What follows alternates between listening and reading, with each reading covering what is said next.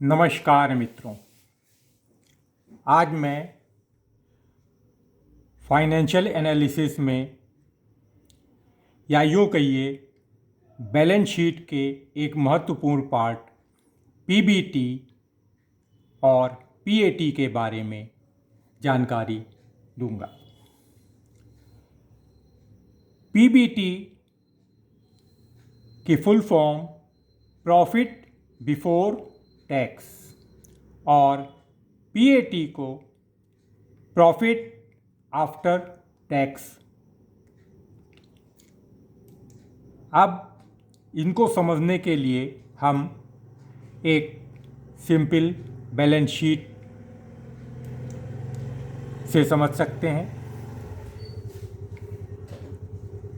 Simple balance sheet में left side में total assets,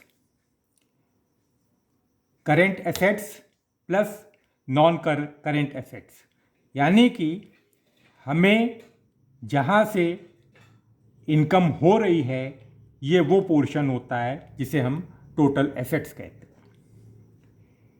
right side में total liabilities, current liabilities, non current liabilities, जैसे loan का है, लोन डेप्ट, ये हमारी लायबिलिटीज़ हैं, यानी कि ये हमारे इनकम से माइनस करने के लिए उत्तरदायी हैं।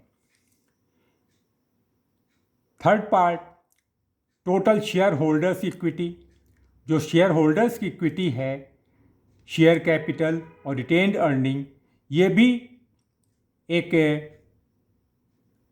टोटल इनकम में निगेटिव इम्पैक्ट डालती है। तो ये तो बात हो गई एक सिंपल बैलेंस शीट की। अब हम एक थोड़ा डिटेल में समझने के लिए हम एक बैलेंस शीट का उदाहरण लेते हैं। एक्चुअली हमारा मकसद है ईपीएस निकालने का, जो कि हम नेक्स्ट वीडियो में निकालेंगे कि ईपीएस कैसे निकालते हैं और उसका क्या महत्व है। लेकिन उसके पहले एक हम बैलेंस शीट का एक उदाहरण लेते हैं ताकि आगे समझने में हमको आसानी होगी। कंपनी का टोटल रेवेन्यू 1 करोड़ रुपीज़ है। इसमें ऑपरेटिंग एक्सपेंसेस को माइनस करते हैं तो हमें जो है वो ऑपरेटिंग प्रॉफिट निकलता है। तो ऑपरेटिंग एक्सपेंसेस कौन कौन से हैं? Manufacturing cost minus 20 lakhs,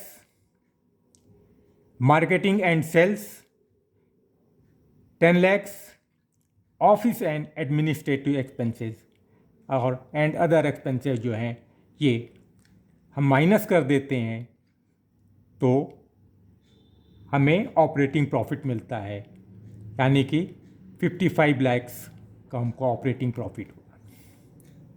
operating profit में से अब हमें जो लोन लिया है, जो हमारा डेप्ट लोन है, वो हम ये मान लेते हैं कि 18% के हिसाब से हमें उसमें इंटरेस्ट देना पड़ता है।